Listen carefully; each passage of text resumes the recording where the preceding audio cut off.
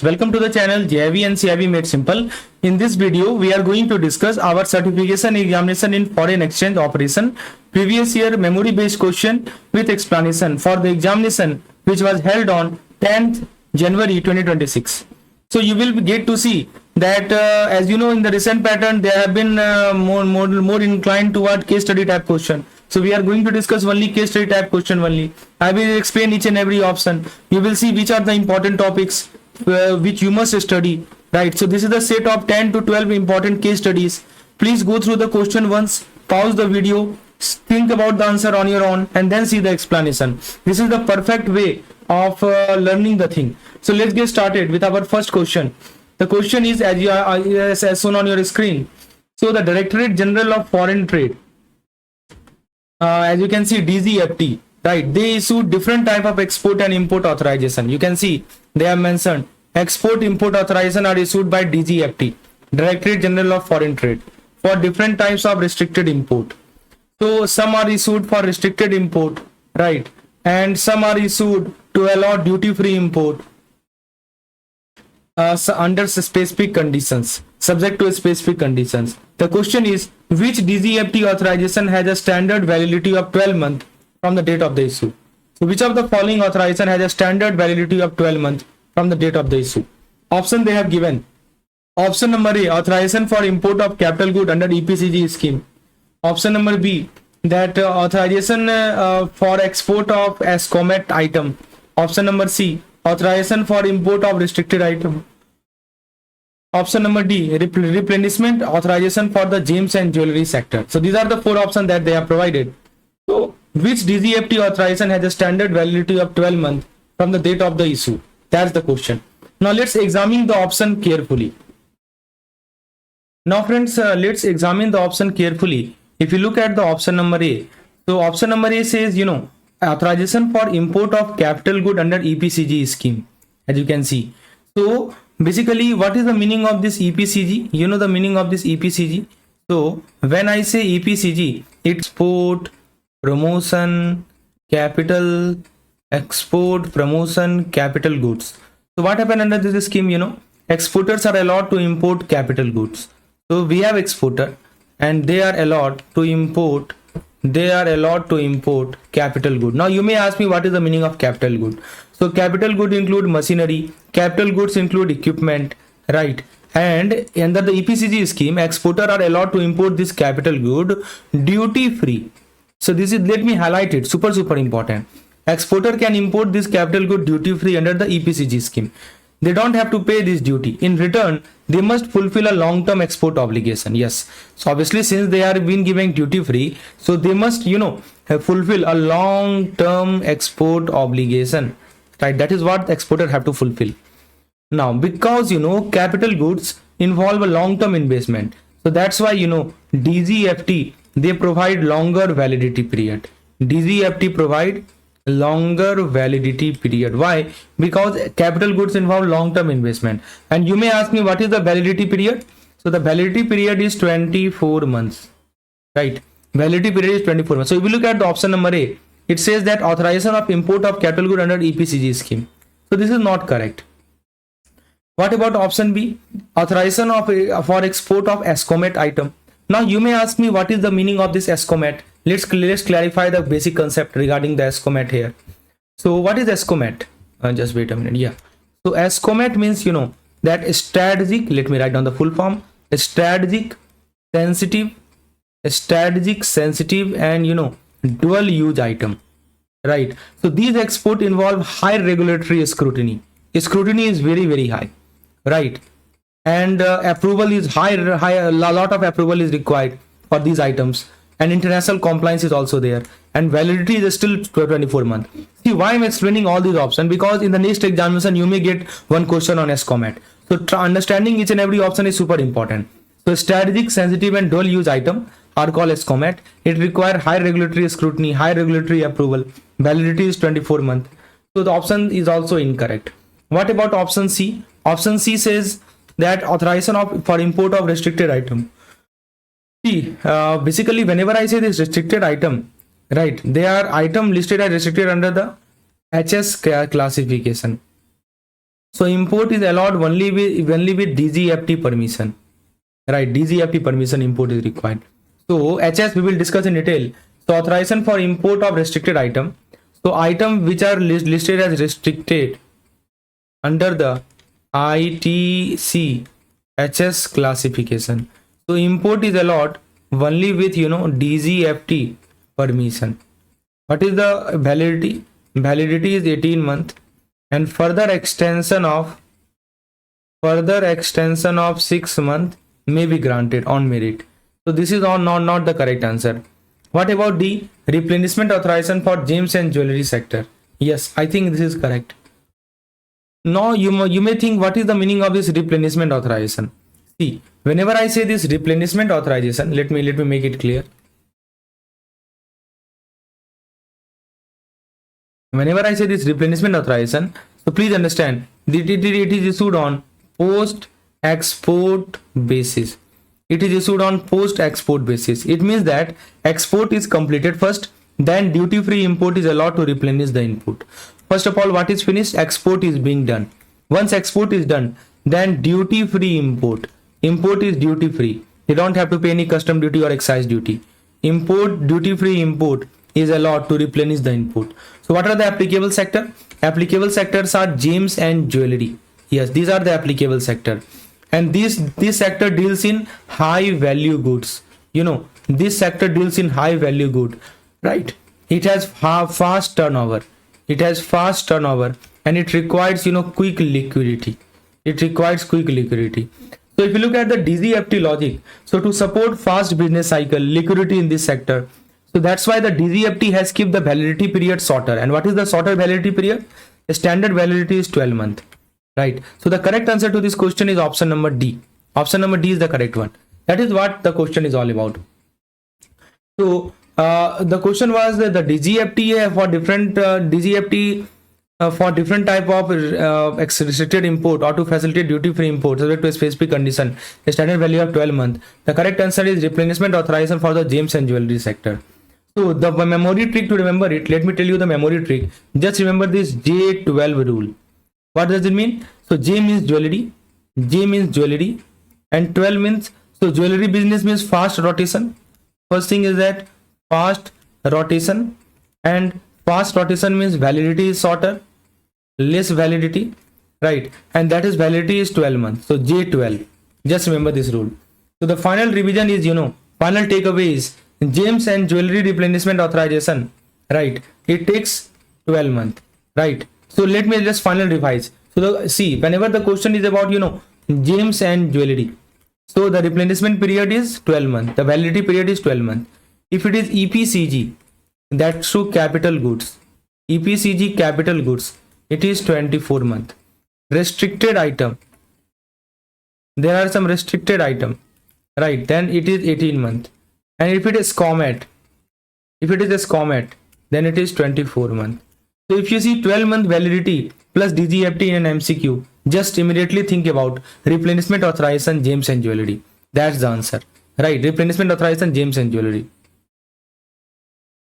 So I have explained each and every option. In the upcoming examination, they may ask you, they may give you 24 months. So you may take either A, option C, right? Now let's look at so see, this is under the FTP 2023, and this, foreign trade policy 2023 is a special module in your syllabus. That's why this, please understand it very clearly, because understanding this FTP is super important.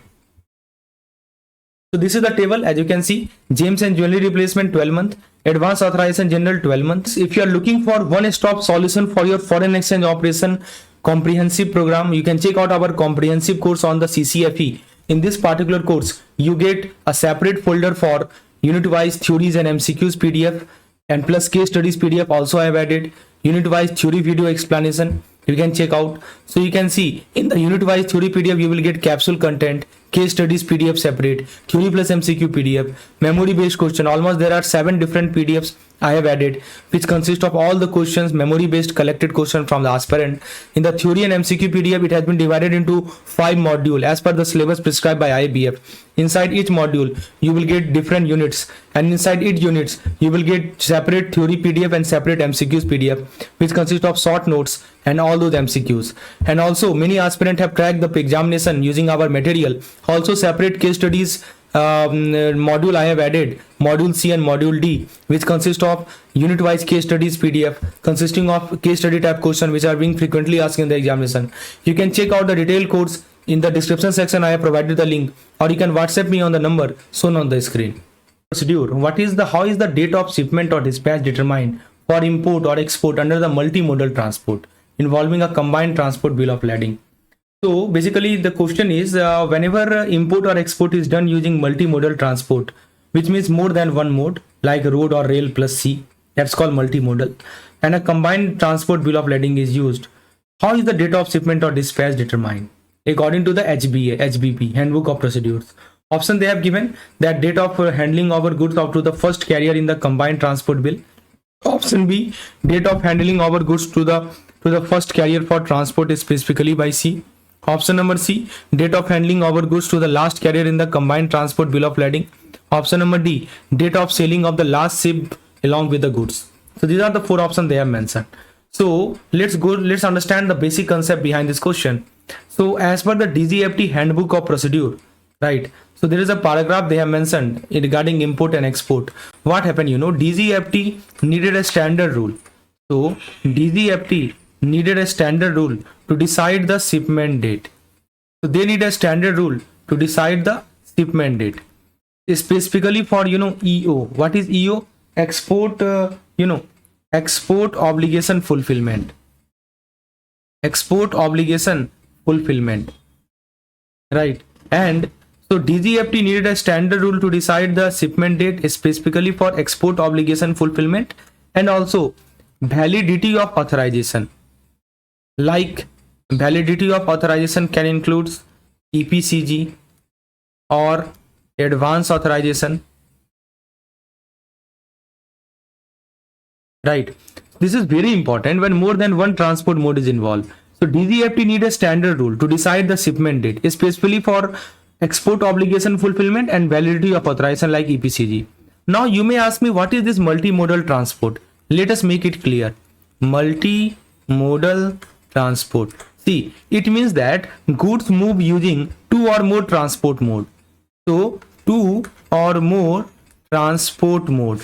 So for example, truck, then rail, and then ship. So this is called 2 or more transport mode. But only one combined transport bill of lading is used. One combined transport bill of lading is being used. In such case, DGFT considered the good as shipped. What DGFT considered? In such case, DGFT considered the goods as shipped. Right. The moment they enter the transport chain, DGFT considered the goods as shipped. Right. Please understand. Very, very important aspect. Now let's look at the option. The option they have provided. If you look at the option A, it says that the date of handling our goods to the first carrier in the combined transport. So how do we take the date of shipment? So option A says that date of shipment is the date on which the goods are handed over to the first carrier, as mentioned in the combined transport bill of lading. Yes, this is the correct one. This is the correct answer. Option number A is the correct answer. Why A is the correct answer? There are some reasons. Let us enumerate the reason. The first reason is because it ensured that exporter or importer, right, they are not penalized for delay. Exporter and importer, they are not penalized for delay between the ports. They are not penalized for delay between the ports, between transport mode. Obviously, there can be some delay between the ports. There can be some delay between the transport mode. So to ensure that exporter or importer are not penalized for this delay, right? That's why once the goods are given to the first carrier, exporter has done his job. That date become the official date of shipment. That date become the official date of shipment, because once the goods are given to the first carrier, exporter has done his job, right? And that becomes the official date of shipment. Now what about option B? First carrier is specifically by the sea. See, this is too narrow. Multimodal means any mode. Multimodal means any mode. Road, rail, air, sea. The first carrier need not be a ship. Option C say handling over to the last carrier. Again it is wrong, because this would ignore earlier transit time. This would shorten the EU or validity period unfairly, right? So DGFT does not follow this approach. And option D says that date of sailing of the last ship along with the goods. So applicable mainly for single mode. Had the question being about single mode sea transport based on shipped on board notation. So this is not applicable in the multimodal case. So the memory trick to remember this, the answer of this question is simple. The first entry, please understand.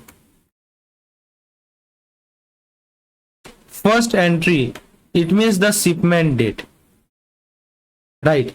So the shipment date rule. So this rule is valid for multimodal transport. Second point, combined bill of lading. Third point, date is counted when the goods enter the transport system, right? So first carrier is the final answer. First carrier is the final answer, please understand. So let's quickly revise the key point which we have discussed, that multimodal transport plus combined bill of lading, and shipment date means handling over to the first carrier, right? Shipment date is handling over to the first carrier. That's the point. Not C only, not last carrier, not date of sailing. I hope this question is crystal clear. So if the MCQ mention multimodal transport, combined bill of lading, date of shipment, blindly mark the date of handling over goods to the first carrier. That's it, right? Now let's switch our focus to the next question. The next question. So this is the key point.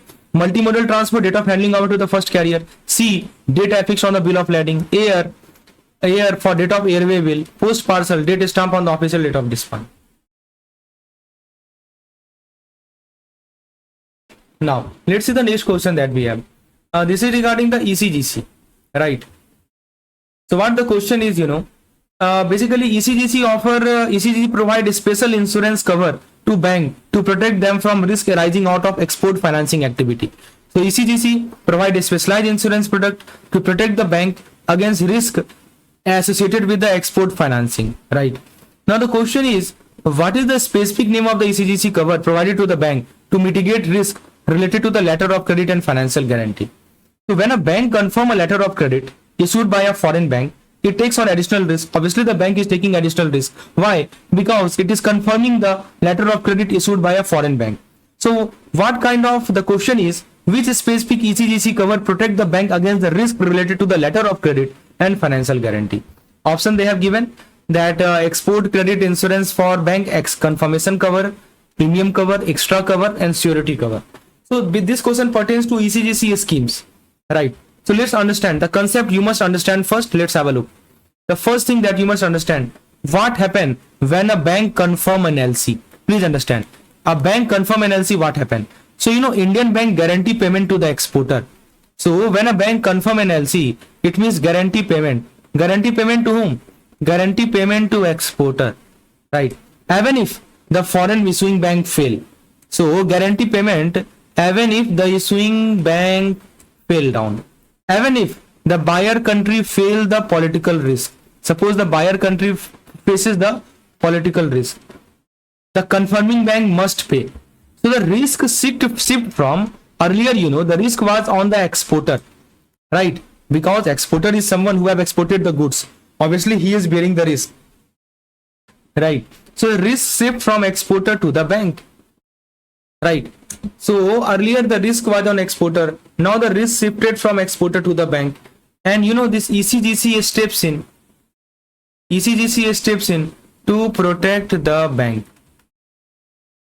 To protect the bank, ECGC steps in, right? So earlier the risk was on the exporter, right? Because suppose the buyer country face any political issue or issuing bank fails to pay, he will not get the money. So the risk shift from exporter to the bank, and ECGC steps in to protect the bank. Now let's look at the different types of cover they have mentioned, right? So let's talk about the ECIB confirmation cover. What this confirmation cover is all about. I request you to please go through all the cover because ECGC topic is in your syllabus, and we have also added a complete theory based on the topic in our course, PDF course or video course. You can check out the detail. So the purpose is to protect the confirming bank. The purpose of this ECIB confirmation cover is to protect whom? Protect the confirming bank. That's the purpose. So we are talking about ECIB confirmation cover, right? So ECIB, that is Export Credit Insurance for Bank confirmation cover. So question is, I hope it protect the confirming bank against the non-payment by the LC issuing foreign bank. So what are the risk covered? So risk covered is commercial risk. Commercial risk means what? Like suppose insolvency of the foreign bank, right? Insolvency of foreign bank. Second is default or failure to honor the LC, right? Suppose there is a default or suppose there is a failure to honor the LC, right? So this is covered. That's called commercial risk. Second kind of risk it cover is political risk. Political risk means it may be war, it may be civil disturbance, or it may be, transfer delay of fund, or it may be moratorium imposed by foreign government. That's called political risk. So commercial risk and political risk. Commercial risk means insolvency of the foreign bank, default or failure to honor LC. Political means war, civil disturbance, transfer delay of fund. And the coverage level, if we talk about coverage level, it is how much? It is up to the 90% of the loss, which depends on the country risk rating. It depends on country risk rating plus ECGC guideline, right? Hence this cover encourage bank to support export confidently. That's the point. So the answer is obviously option number A. What about option B? That is premium cover. Let's clear it also. So please understand, premium cover not a product. Premium is simply the fee. Actually here we are talking about a product, right?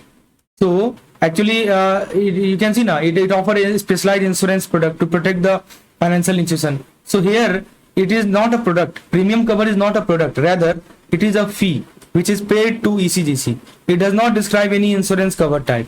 What about extra cover? So extra cover is a generic term. No such recognized ECIB product category. Completely wrong. Surety cover, if we talk about it is, so ECGC does provide custom surety bond, but surety cover is not the cover for LC confirmation. So one memory trick to remember what we have discussed so far is that, so just one word, please remember, confirm LC. We have confirmation cover. Confirm LC, we have confirmation cover. So what bank does, bank confirm LC, right? So bank confirm LC, risk increases, and ECGC gives the confirmation cover, right? Just match the word. LC confirmation, ECIB confirmation cover. That's it. So let's quickly revise what we have discussed so far. So the first thing we have covered, that ECGC cover for bank on confirmed LC. Name is ECIB confirmation cover. It cover commercial risk, which is foreign bank default. It cover political risk, which is country instability. And coverage is given up to 90%. Coverage, how much coverage they give? 90% coverage they give, right? That's called, it cover ECIB, commercial risk and political risk, right? So if the question mentioned confirmed letter of credit, risk to the bank, ECIB cover, ECGC cover, blindly mark it export credit insurance for bank confirmation cover. Now friends, let's have a look at the next question, a case study type question, especially framed for the upcoming examination. So the question is like this. Mr. R is an NRI, right?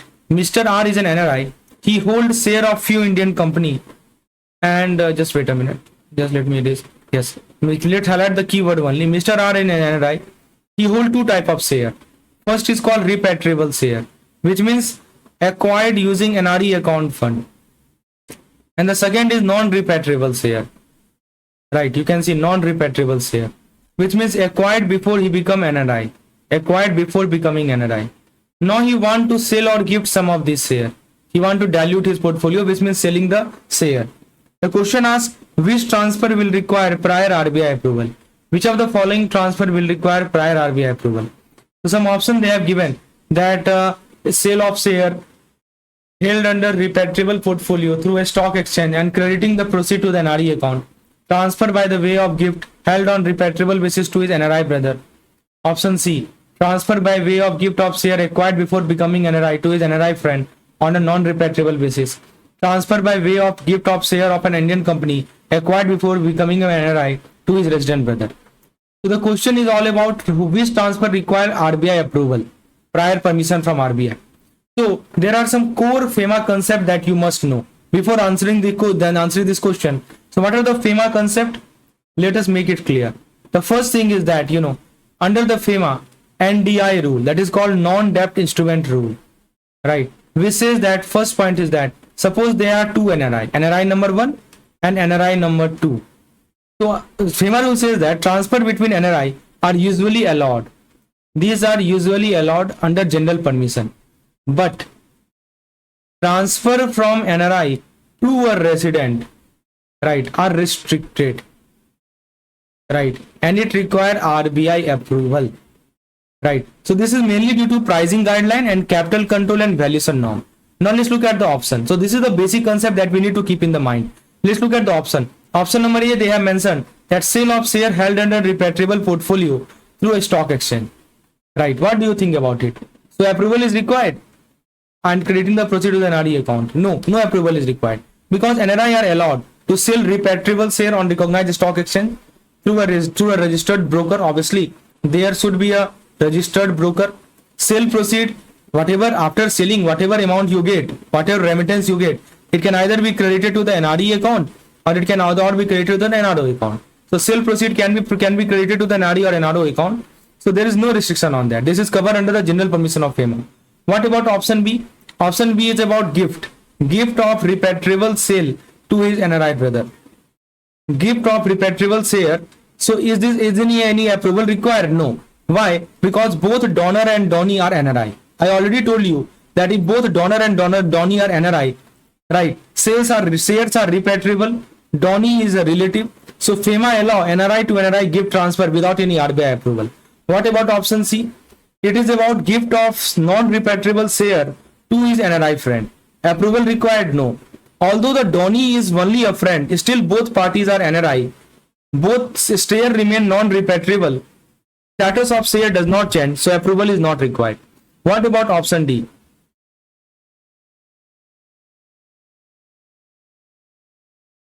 So option D says that gift of non-repatriable share to his resident brother. Yes, here this is the answer. Because here RBI approval is needed. Option D is the correct answer. Why? Because transfer is from PROI, person resident outside India, to PRI, to resident. Transfer is happening from PROI to resident. Even though shares are non-repatriable, they cannot be taken back to India. Even though recipient is a close relative, but FEMA require prior approval to ensure compliance with the pricing guideline. Obviously, you have to comply with the pricing guideline and to control the capital flow into India. Right. Hence, option number D is the correct one. So, memory trick is that. One memory trick I can give you to just recall all these things. Out to in, right, is equal to RBI rule. So, out means what? NRI. And in means what? Resident. Right. So, out to in, RBI rule. Out, no rule. Right. So, any gift or transfer from NRI to resident, it require RBI approval. So, what we learn from that, NRI to NRI transfer, no approval. No RBI approval. Right. Sale through a stock exchange. Suppose sale is happened through a stock exchange. So, no RBI approval. Right. NRI to resident gift. Yes. RBI approval is required. I hope the basic concept is crystal clear. Please hit the like button if you really think that this video is adding value to your preparation and exactly such type of questions are being asked. So one thing you can see that once your basic concept is clear, you can easily answer, because I have seen many aspirants of our course, they have also acquired 70 marks in the examination. Why? Because they have sound conceptual clarity, and once you have sound conceptual clarity, you may find easy to solve the question. Now let's see the next question. The same question we have already discussed.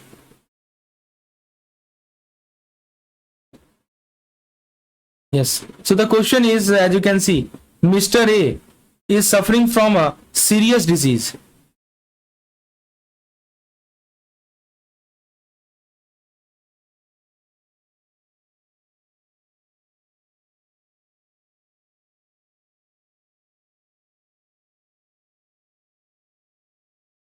So what the question is all about, Mr. A is suffering from, serious cardiac disease and need major operation in Singapore, right? So this is the question.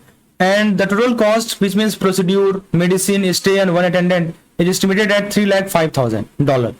Under LRS guideline, what is the maximum amount he can draw? 4 options they have mentioned.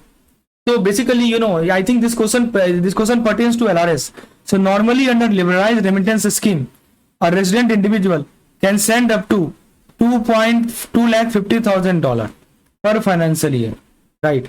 But this medical treatment abroad is a special case. Why it is a special case? So first of all, understand the rule. Under LRS, any resident Indian, LRS is only for resident Indian. They can only remit up to $2.5 lakh per financial year. And this limit apply for, travel. This limit apply for gift. This limit apply for investment. This limit apply for maintenance of relative. So travel, gift, investment, maintenance of relative. So these are the places where this limit apply. So this is the standard cap. Now if we talk about the medical treatment, so they get a special treatment. Please understand. Medical treatment, they get a special treatment. So what is the rule? So medical emergency cannot be planned. Expenses can be much higher than $2.5 lakh. So RBI give a general permission, right? RBI give a general permission that if the remitter submit a genuine estimate, from the hospital or doctor, bank can allow remittance above $2.5 lakh for medical treatment. So what are the expenses that are covered under the medical treatment? So expense include, basically surgery, procedure cost, medicine, hospital stay, boarding and lodging of one attendant. So yes, final conclusion is that yes, it is allowed. He can draw $305,000 because it is a medical treatment. A genuine hospital estimate is available. RBI allow need-based estimate. Yes, RBI allow need-based estimate. Similarly, if the question was about for studying purpose, tuition fee, then also it can exceed $2.5 lakh provided he has to submit college or school fee. That means prescription they have to submit. So I hope this concept is crystal clear. So we have some more question available which we have collected from aspirant who have given the examination on 10th January. The explanation of those questions will be available in our paid course, and also we have added some more explanation based question in our paid course. You can check out more detail. You can WhatsApp me on